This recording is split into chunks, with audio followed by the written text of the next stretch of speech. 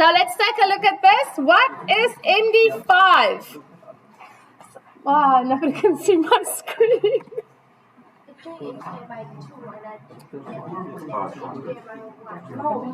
Yusuf, you have to get back on the chair and push the source button. Somebody help Yusuf. Because I don't know, somebody needs to look.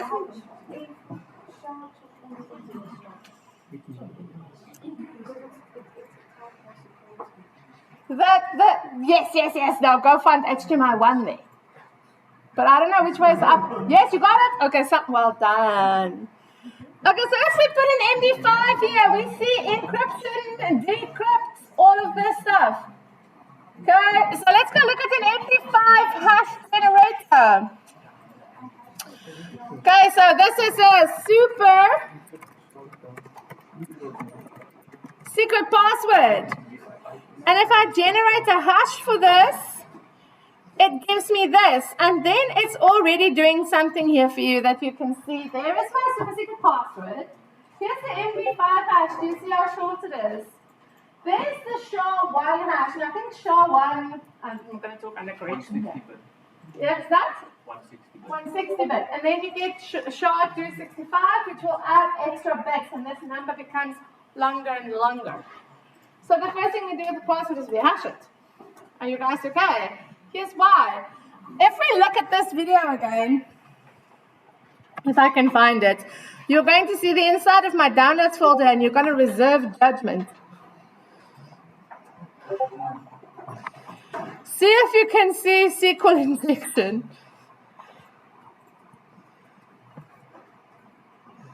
Was it this one?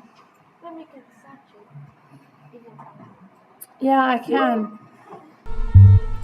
Okay, so let's watch this guy again.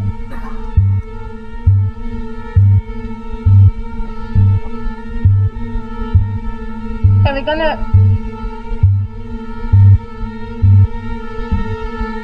Music's quite scary.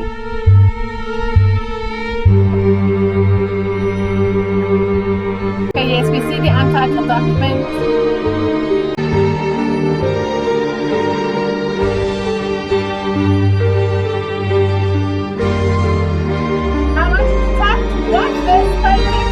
And what the next step is.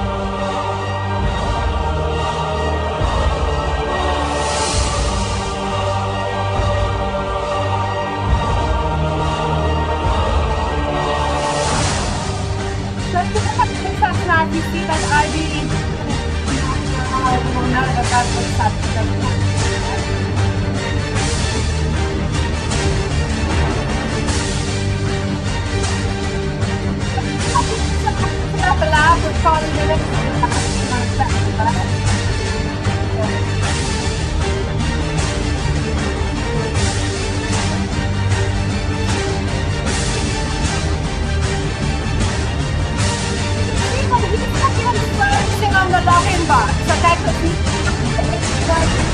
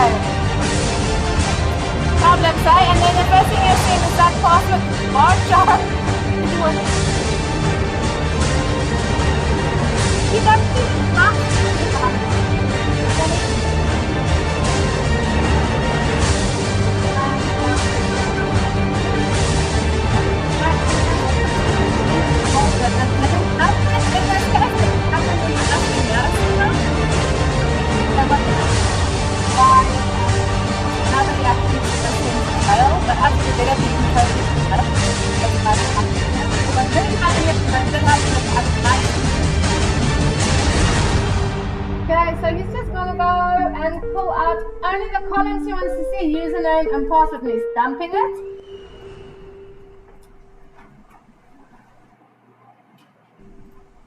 Okay.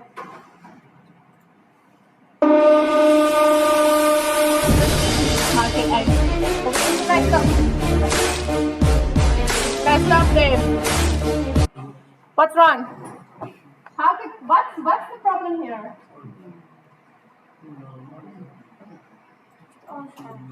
What should this developer have done that this would not have happened? Right here, this hack would have been stopped if the developer was not a complete AOL douchebag.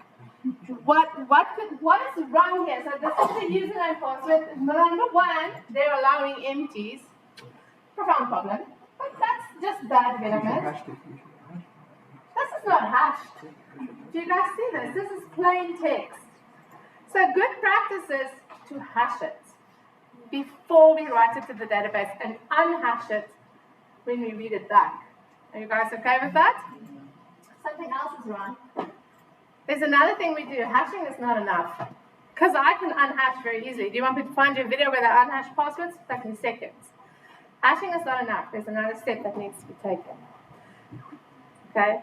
What do you think it is? So, Google, what is hashing's best friend? What do we do with hashing? What comes along with hashing? What is the next step? To stop this kind of hack from happening. So, it should be hashed.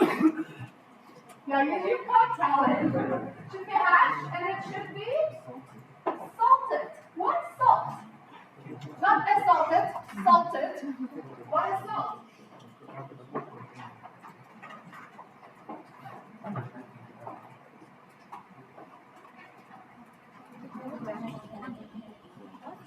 So what is salting and how do we salt?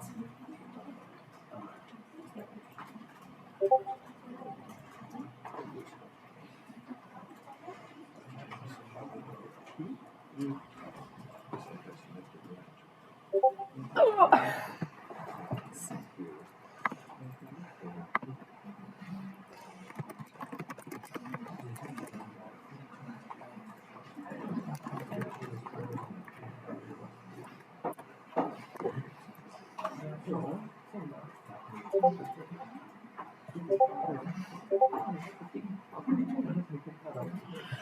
This is salting. Okay? So there's the password you enter. I love cheese. Okay? Which is something I'll tell you to do. Then there's a salt value that's added to your password. The salt value is randomly generated.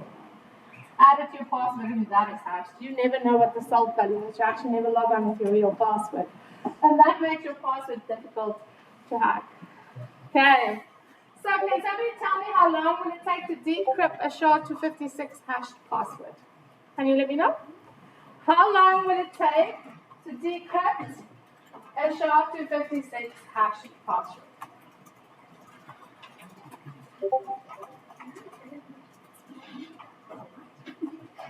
And the reason why whole security walls is by the department. How long should it take to decrypt a SHA-256 hash password? Huh? 8 hours. Okay. Around 8 hours to decrypt that. Okay. How long will it take to decrypt Whirlpool? Oh, let's try Blowfish. How long will it take to decrypt Blowfish? Blowfish.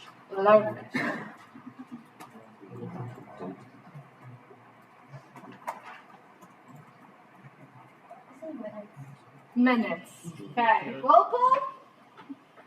So does it matter which flashing algorithm we choose? Okay, how long does Whirlpool take? Don't even Google any facts now. So how long will Whirlpool take? Under 4 minutes. Now, we all like SHA, right? That's why it's everywhere. Who made it? Who made SHA? Who's developed the SHA password? For the SHA encryption password? Yes, that is significant. So there's a small little concern about that actually none of us have anything that is secure in the world. At least not secure in America. towards the more Eastern European bloc stuff because this was developed by the NSA. Who's the biggest what? Organization in the States. Okay, no questions. So, let's go back to this thing. Now I have to try and get this to go back up.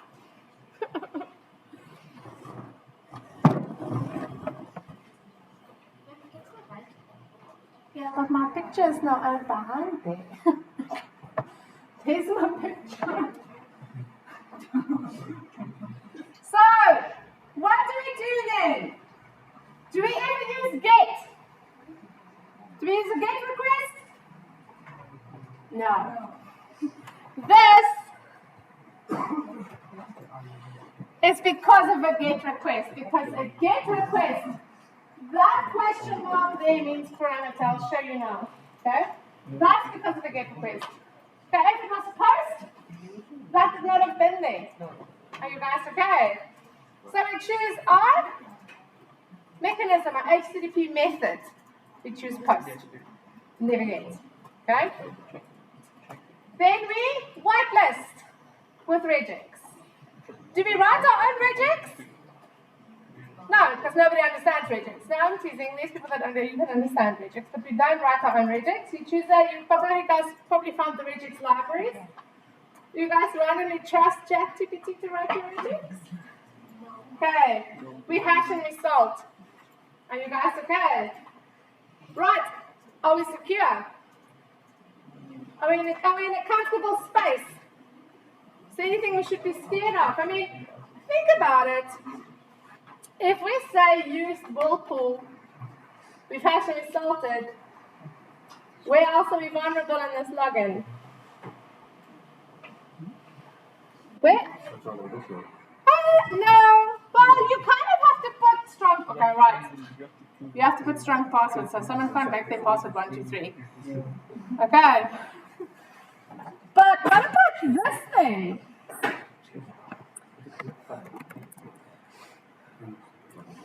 How do we stop this? Did you guys not do PRFE? All of these things.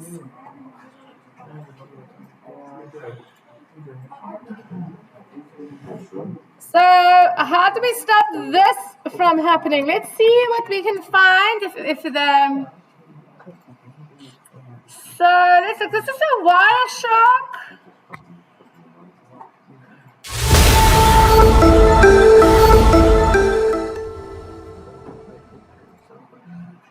Man-in-the-middle attack using Wireshark and ITACAP. So in this video, we are going to take a look at how you can perform MITM using Wireshark tool, and then we will perform MITM using ITACAP tool inside Kali Linux operating system. For this lab, you need to open your Kali Linux operating system, and we need to use Wireshark and ITACAP tool inside it. So guys, here we are at Kali Linux operating system, and first of all I will show you that how to perform MITM using Wireshark tool. So here you can see the lab. I have Kali Linux open and Windows open, right? And so click on applications, and you can select sniffing and spoofing, and here you will find the Wireshark inside it. So click on it and open it. And this is the Windows machine, this is our victim machine, and Kali Linux is our attacker machine. ITACAP is also available there. You can see here ITACAP is also available. Here it is. So we'll perform it. First of all, we need to take a look at Wireshark. Yeah. So this is a Wireshark network analyzer. Here you need to select, first of all, this is a list of adapters you need to select. Here we are working on Ethernet 0. So double click on it and open it. Okay. Now you need to go back to Windows. Open the browser. Open google.com. So here Google has been opened, and you need to open a website. For example, let me just open a login page of any sample website. So this is the sample website. Open the website and click on the second link. Then click on sign up. Is this guy boring? So for example, the victim is trying to insert his login and password in username and the password block, right? So how Wireshark can capture that data that I'm going to show you. So do one thing, type here something as a victim. For example, the username is test and the password is also test. Alright, click login. Right, okay. Now go back to Kali Linux operating system, and I hope the Wireshark has already captured the login credentials, so I need to stop sniffing process, right? So you can click on this red button to stop sniffing. So let me click on it. Right, now we need to select that which packet contains the username and the password. So we need to use a filter to find out. So for example, in filter you can type HTTP and hit enter, because we were using HTTP website, and here still there are so many HTTP packets are available, so we need to find out which one is useful for us.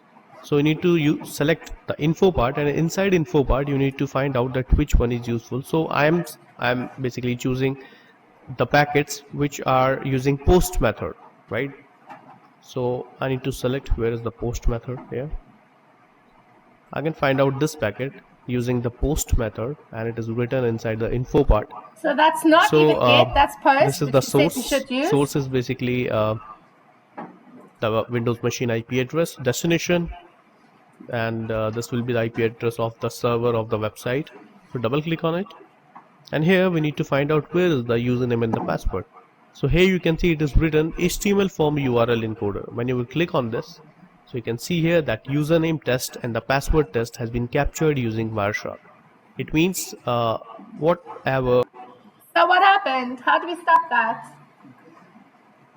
Yes, but what layer? Remember the first time I met you guys, we drew that TCP stack, and we said you encrypt all the way down, all the way up. We're at the top. That happened at the bottom. Are you guys okay? So what is SSL? Can you guys tell me?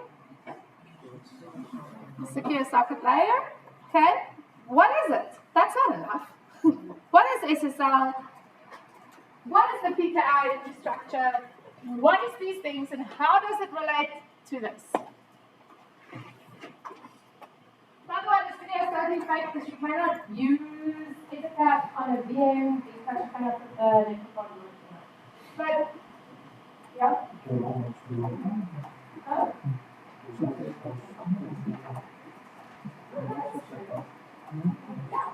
As long as the adapter is a real adapter. Did you dig into the stuff? Did you disclose anything you found? Do you guys know the laws of South Africa? Like if you go dig into the stuff you don't disclose, you can be arrested. Just like. So if you find a hole in someone's stuff, you are legally obliged to email them. They find your bin and you didn't send the email, they're coming to you. Not that they haven't had problems coming to you, but they'll try. So what is SSL?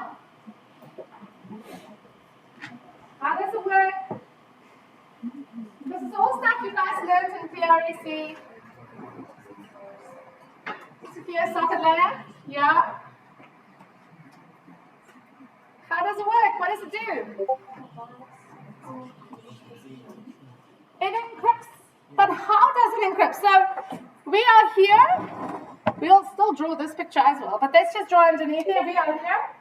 So you guys understand that all people seem to need data processing. This is how you remember the layers.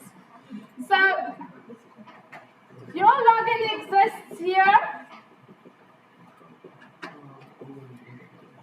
in the application layer, and all the security we've applied is at the application layer. Are you guys okay? These layers remain pretty stuffing unsecured. Are you guys all right? And there's a variety of things that can happen in these layers which we'll learn about.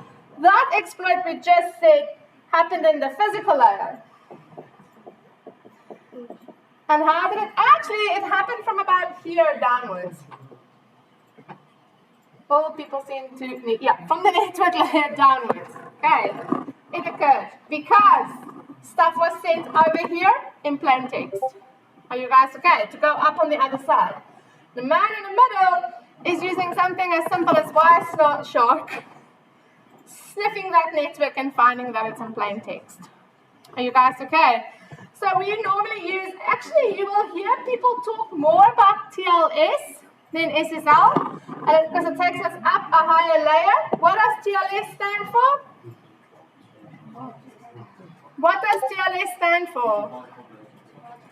So you have to implement TLS, and one way we implement TLS is through SSL. And you see it, but we're still nowhere near secure. I mean, we still have 5,900 million holes in what we're coding up. But no TLS. TLS. Are you guys okay? Right. So here is what I need you guys to do now. Is I need you to tell me how far you are. So let me open a project and just show you the booger I made. Okay, so we need to work further. So how many of you connected to your database successfully? MongoDB, the ICE task? Just getting up to creating that server. That's also possible. Okay, here is what needs to happen now. Okay, you need to follow that tutorial and make sure you connect to that Mongo database. Are you guys okay? Then what I want you to do is I want you to first, we're going to work backwards. We're going to come do the hashing and salting. But what I want you to do is I want you to install OpenSSL. Okay? I better write the stuff on the board. And we need to set this server that we're creating up to run on OpenSSL. So you guys right now are serving on, let me just see.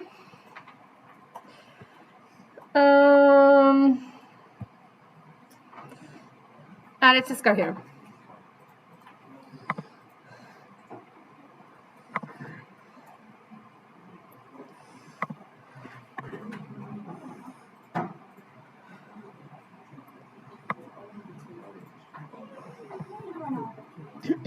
Okay, so let's just look.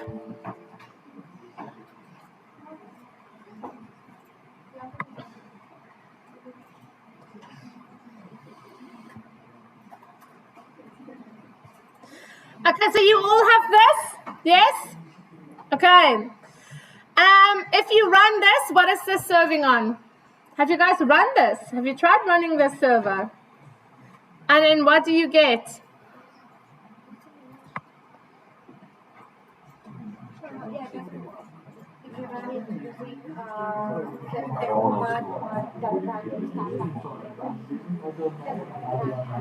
No, you have to run the server.njs. Or you can run npm start and be in the server folder. No, you have to say server.njs. Oh, okay. Okay, so let's do this. Are we going to do this together quickly? This is in... okay. Okay, so let's go and look at where did I put your APDS stuff. Okay, so let's go work. But here is the rule. Okay.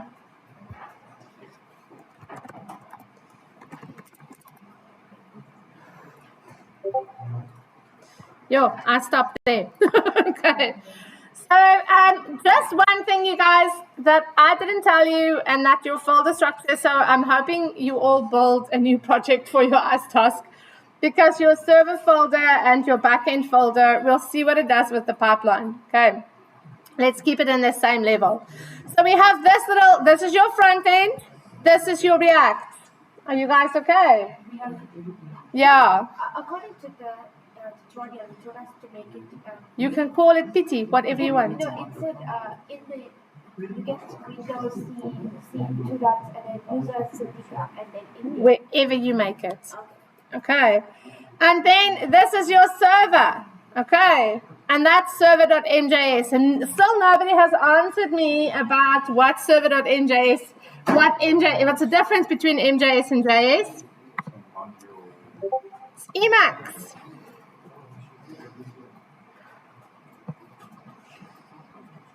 Okay.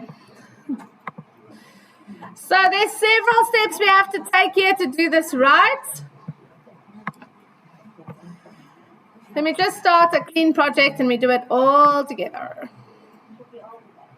Yeah, let's run. But then we're going to set this up and then you guys are going to tell us how to do the rest, no? So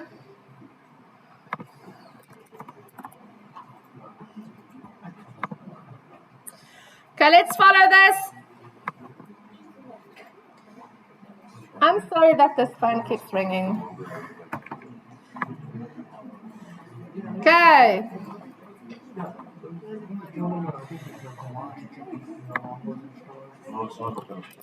Okay, so first I'm just going to run dir here in this folder and go into that moon folder.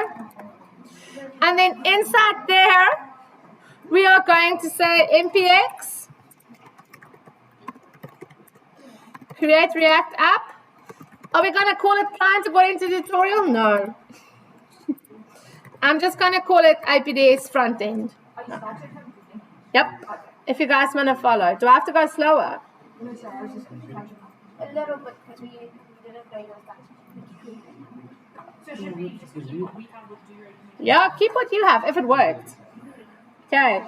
But what did your SonarCube say? Did you do the iStars? Did you check your SonarCube report? Was it mint?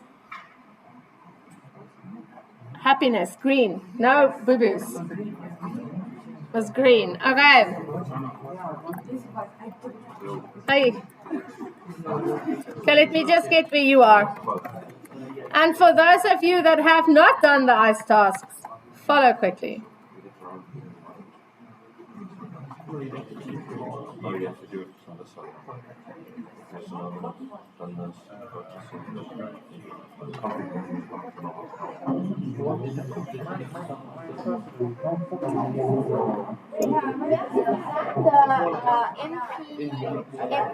Create React app, yeah, there.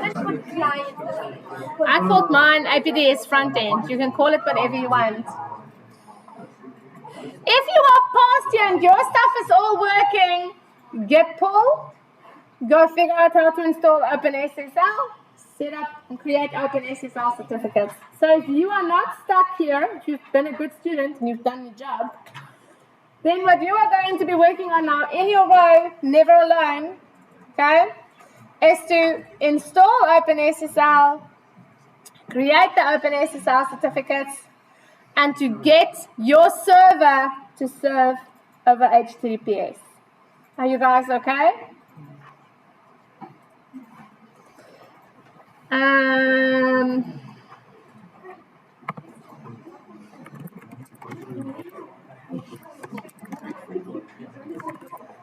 Yes, you guys.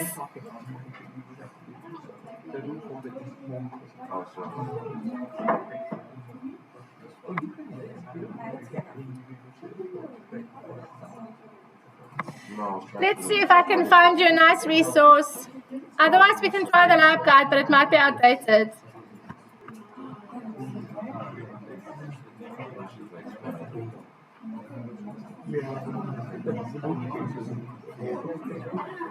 Do you guys see this?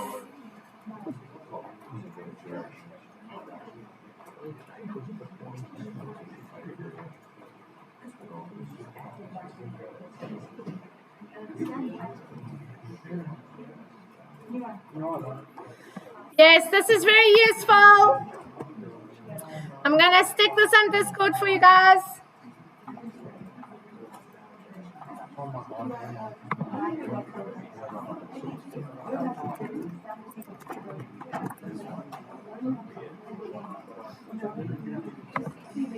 There, look, there's a tunnel called Setup SSL.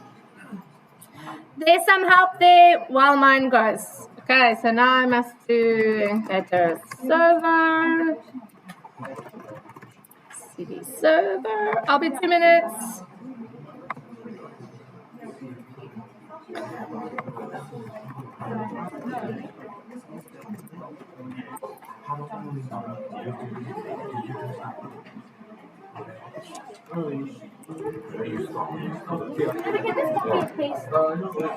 Hi.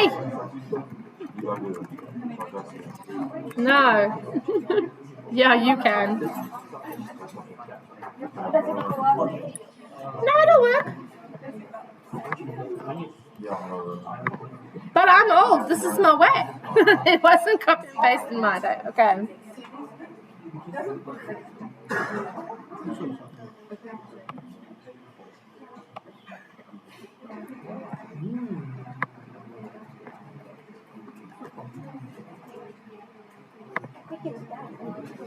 Maybe.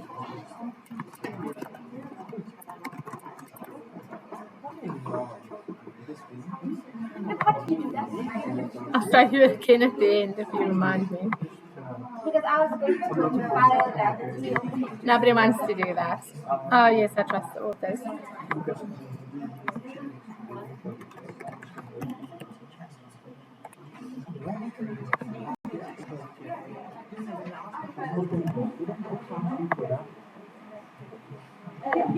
And did I tell you guys to stop here?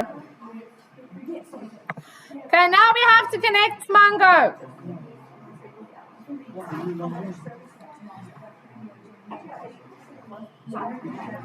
Okay, so let me just go to see if I can remember the username and password and all of that stuff.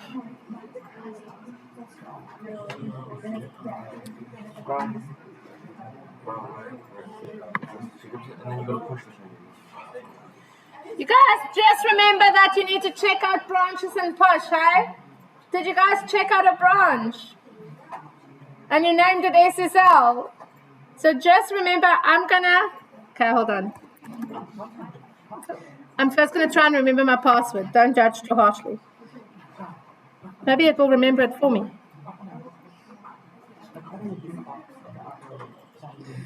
This is bad.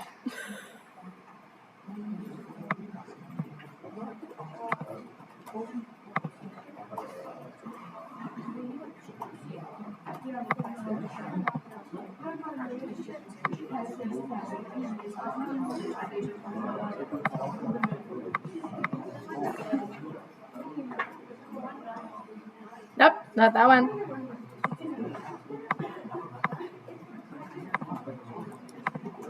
Theoretically, I might have forgotten my password.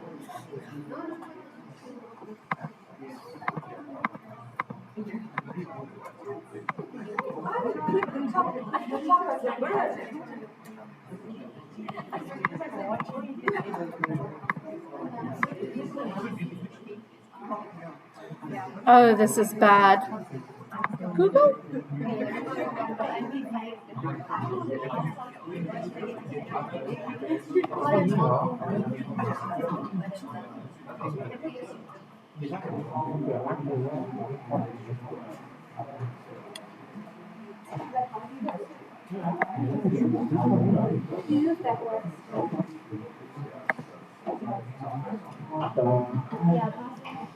Okay, and we'll talk through all of this SSL commands and what they are.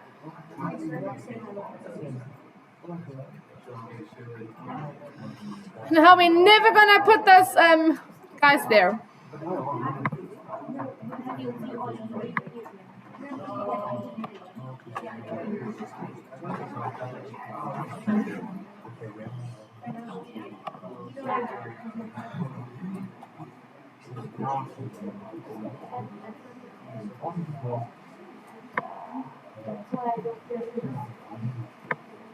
Good. I don't know what kind of application we are building. Just language.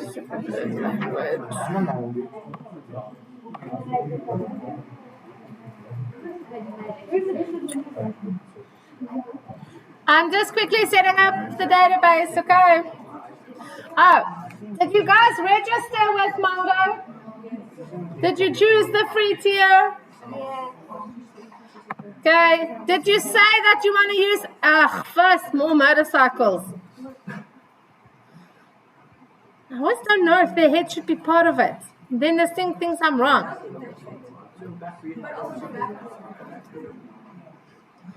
The other half of her head? Bloody hell. Have you guys seen that one where they go like, please click on all the areas you will hide if there's a robot uprising? I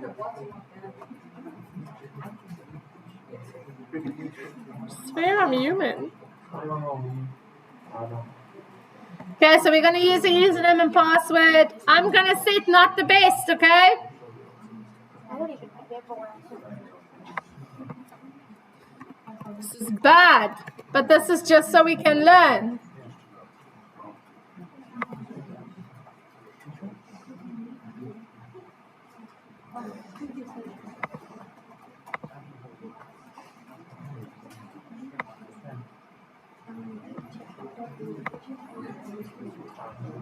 Okay.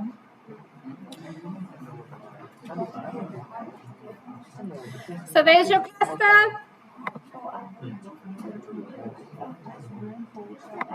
Can't remember. MongoDB.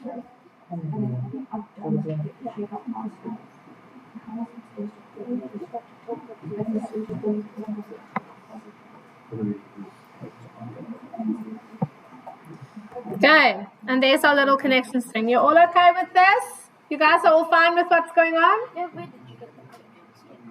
You just click on connect.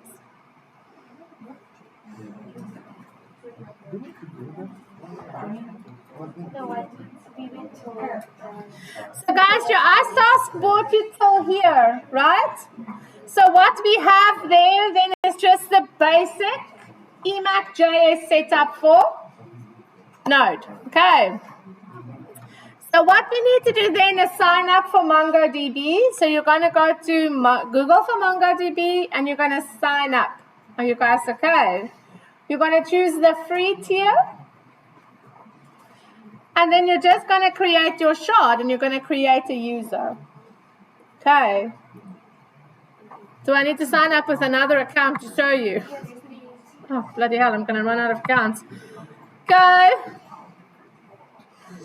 So you're going to go to mongodb.com.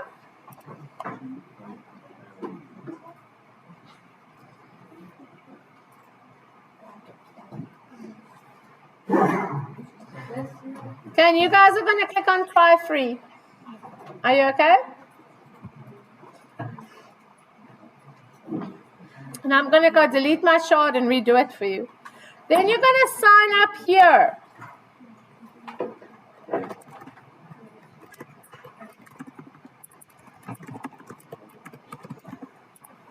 Wait. Then you have to put an email. Now I have to find an account I haven't used for this before. It's not so easy. No, that one already exists. We're about to see. Now you've all seen my super secure password. This already exists.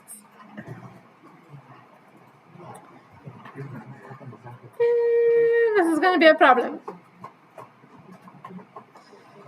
Now I have to go make a new Google account.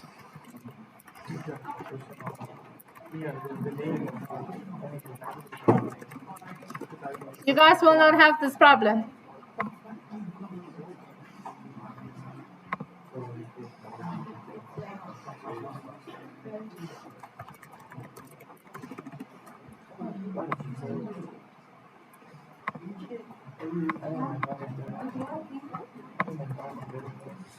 Okay, follow me on the screen. No, don't follow me on the screen. I'm just setting up a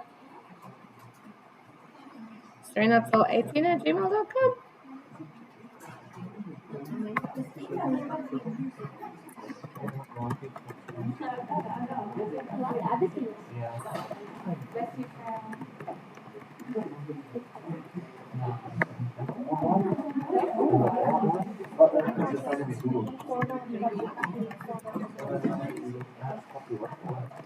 Yeah, I'm good, yeah.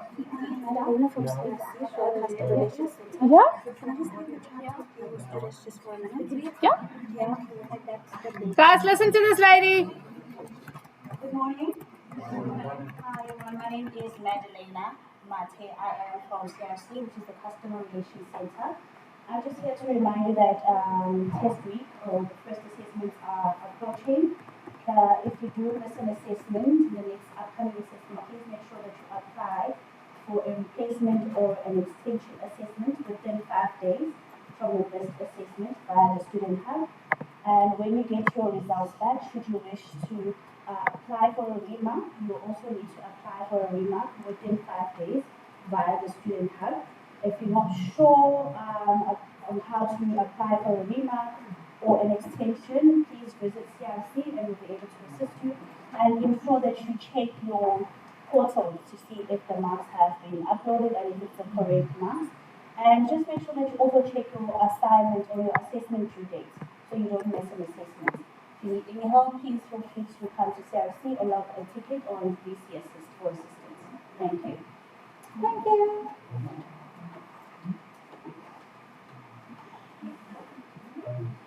Okay, so just sign up at MongoDB.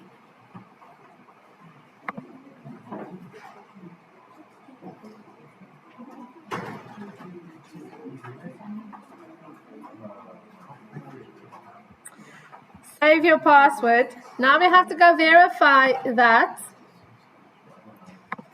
This one. Where is the mail? And just verify your email account as it goes with everything else.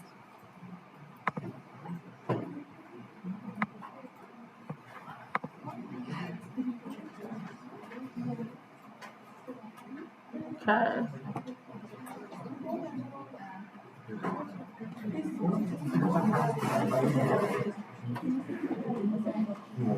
Okay, can I carry on? Are you guys okay? Right, and then we are going to say that we want to build a new application. If they ask what type of application, you're going to say, yeah? Oh, crap. Go on break. Sorry. I'm going to end the video and we can try. We'll do